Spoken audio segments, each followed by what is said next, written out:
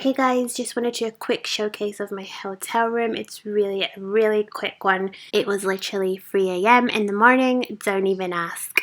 The bathroom was really nice and it's also disabled access as well.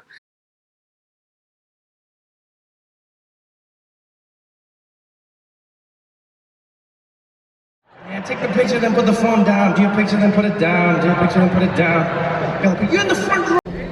And that's why I say, like, genuinely, not to preach or anything, but like, just try. Just try. As we go through this period, just try to imagine that other people are trying to get to the other side of it just like you. Yeah. Just try.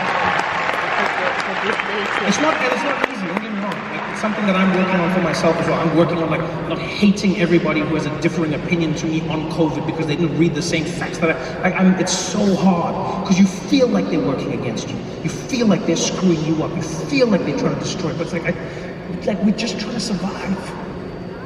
9 out of 10 people, 9 out of 10 dentists, we're all trying to do it. There's always the one, don't get me wrong.